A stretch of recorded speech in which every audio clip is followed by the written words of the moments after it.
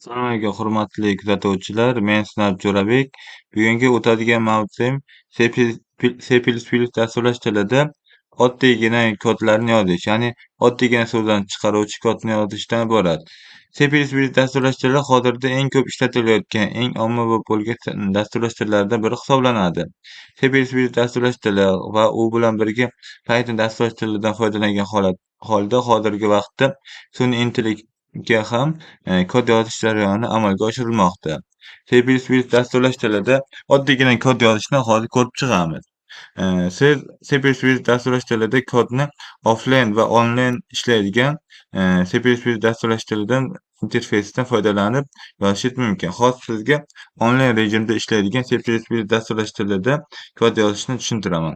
Buning uchun onlayn C++ degan yozuvni Google Chrome'ga kirib yozasiz hamda undan turli xil turdagi mana bunday interfeyslar chiqishi mumkin. Ularni sichqoncha o'ng tugmasini bosib, keyin esa chiqqan yozuvlardan birinchisini tanlab, chapni bosasiz. O'ng, chap, o'ng o'ng tugma, chap tugma. Sichqoncha o'ng tugmasi va chap tugmasi qilib, aytaylik 4 ta 5 tasini ochib olasiz. Keyin bu yerlardan o'zingizga qulay bo'lgan interfeysni ochib olishingiz mumkin. Interfeys degani o'sha ishlash uchun, kod yozish uchun muhit hisoblanadi. Bizga hozir eng yaxshi qulay muhit mana bu hisoblanadi. Siz o'sha muhitni ochgan vaqtingizda bu yerda avtomatik mana bu so'zni chiqaruvchi dastur kod turadi. Lekin bizga bu narsa kerak emas. Biz o'zimiz noldan yozishimiz uchun barcha yozilganlarni o'chirib tashlashimiz kerak bo'ladi. Mana chap tomonda turli xil dasturlash tillarini muhit turadi. Siz ulardan istalganini tanlab o'sha muhitga o'tasiz va kod yozishingiz mumkin. Hozir C++da dasturlash tilida kod yozishni ko'rib chiqamiz. Ya'ni kodni birinchi nimadan boshlaymiz? Reshotka, ya'ni reshotkani bosish uchun shift tugmasini bosgan holatda 3 raqam bosish yetadi. Include eostrem. Ya'ni bu include eostrem degani o'sha include so'zi bu chaqirish, yuklab olish degan ma'noni bildiradi. eostremdagi e harfi input, ya'ni kiritishni bildiradi. O harfidagi o output, ya'ni chiqarishni bildiradi. Stream esa kutubxona, ya'ni chiqarish, kiritish chiqarish kutubxonasini yuklab olish yoki chaqirib olish degan ma'noni bildiradi. Bundan maqsad qanday? Ya'ni siz kod yozganingizdan keyin o'sha yozgan kodingizni, ya'ni dasturingizdagi kodlarni o'sha kiritish chiqarish kutubxonasidagi kodlar bilan tekshiradi. Agarda hech qanday xatolik bo'lmasa, run tugmasini bosganingizda o'sha dasturingiz ishlashni boshlaydi. Keyingisi using name spec std. Ya'ni bu using namespec std degani standart nomlar fazosidan foydalanish degani. Bu nima uchun qo'yiladi? Siz dastur kodini yozayotgan vaqtingizda o'sha dasturingiz juda katta bo'lishi mumkin yo o'rtacha kattalikda bo'lishi mumkin. O'shanda ichiga sin va siyout degan operatorlar bor. Ya'ni sin va siyout operatorlaridan juda ko'p foydalanishingiz mumkin. O'sha vaqtda mana shulardan foydalanaman deb e'lon qilib olgan hisoblanasiz. Ya'ni standart nomlar bu sin va siyout bu operatorlar hisoblanadi. Sin bu kiritish operatori, siyout chiqarish operatori. Ya'ni sin so'zidagi C harfi C++ dasturlash tilini bildiradi. In esa ingliz tilidan olingan da, ichkarida degan ma'noni bildiradi.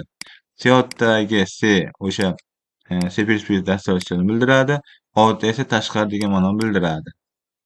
Bular standart nomlar fazoti, ya'ni kiritish va chiqarish operatorlari hisoblanadi. Keyingisi int main. Ya'ni int main o'sha 3-qatordagi kod hisoblanadi. Ya'ni siz dasturlash tilida asosiy kodni yozishingizdan oldin int main qavsini qo'yib ketasiz. Keyingi qatorda esa figura qavs qo'yasiz. Figura qavs qo'yishni boshladi degani o'sha dasturning asosiy qismi, asosiy kodini yozishni boshladi degani. Dasturlash tilida o'sha figura qavsni ochishini qo'yishingiz bilan birga enter tugmasini bosganingizda dasturlash tili avtomatik yopadiganini ham chiqarib beradi. Ya'ni mana bu avtomatik chiqadi. Bosganingizda ikkalasi ham to'rtburchakni ichiga oladigan bo'lsa, demak ikkalasi ham bir-biri bilan to'g'ri bog'langan. Ya'ni birdan ochib berishini sababi birinchidan, siz bir nechta figurali qafs ochish va bir nechta yopishni bajarishingiz kerak bo'lsa, esingizdan chiqib qolishi mumkin. O'shanday vaziyat bo'lmasligi uchun ochish-yopishni birdaniga chiqarib beradi. Ikkinchidan esa figurali qafs ochish va yopishda bir-biri bilan o'zaro to'g'ri bog'lanishi kerak. Agar to'g'ri bog'lanmasa, yozgan dasturingiz noto'g'ri dastur chiqadi, ya'ni xatolik qaytaradi. Endi esa cout mana uchburchak qavsda mana o'ng tomonga ochiq qilib qo'yamiz. Keyin esa qo'sh tirnoq ochamiz. Qo'sh tirnoq yoki bir tirnoq qilsangiz ham bo'ladi. Asosan ko'p hollarda qo'sh tirnoq ishlatiladi. Shuning uchun ham qo'sh tirnoq qo'yamiz. Keyin biz qanday so'zni chiqarmoqchimiz? Misol uchun salom degan so'zni chiqaruvchi dastur kodini yozyapmiz. Salomni qo'yamiz va nuqtali virgulni o'rnatamiz. Nuqtali virgul qo'ydi degani o'sha qatorda boshqa kod yozmayman degan ma'noni bildiradi. Bu yerda ham bor, bu yerda ham. Mana bu yerlarda qo'yilmagan sababi bu yerda o'sha boshqa belgi bilan o'sha kod yakunlangan. Ya'ni nuqtali virgul qo'yish shart emas. Salom degan so'zni yozib oldik. Endi keyingi qatorga return 0 qo'yamiz. Return 0 nima uchun kerak? Ya'ni return 0 sizga boshqa qiymat qaytarmasligi uchun kerak bo'ladi.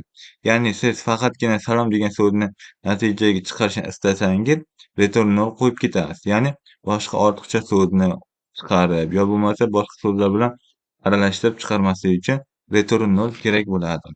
Va yozgan kodingiz to'g'ri ishlayotganini tekshirish uchun bu yerda run tugmasini bosasiz.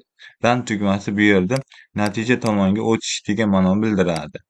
Manaki, ya'ni 2-3 sekund ichida o'sha mana bu yozgan kodingiz, ya'ni mana bu figura qafs ichidagi kodni mana bu kutubxona ichidagi kodlar bilan tekshiradi. Ya'ni mana bu diagnostika jarayoni 2 sekund, 1 sekund bo'lganda tekshiradi.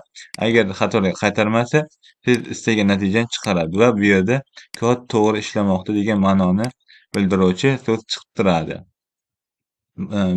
Bu salom degan so'zni o'rniga boshqa so'zlarni yo ism familiyalarni qo'yish ham mumkin. Misol uchun Sunnatov Jo'rabek. Bu mening familiya va ismim. Bu yerda run tugmasini bosamiz, lekin xato qaytarish ehtimoli bor. Manaki, lekin xato qaytarmadi. Ism familiyamni to'g'ri va aniq chiqarib berdi. Ya'ni mana shuni ichiga yozilgan kodni to'g'ridan to'g'ri natijaga chiqarib berdi. Agar dasturingizda qandaydir xato bo'lsa, aytaylik, mana bu yerdagi nuqtali virgul qo'yilmagan bo'lsa, run tugmasini bosganingizda o'sha ошибкani topadi. Ya'ni ko'rsatyapti.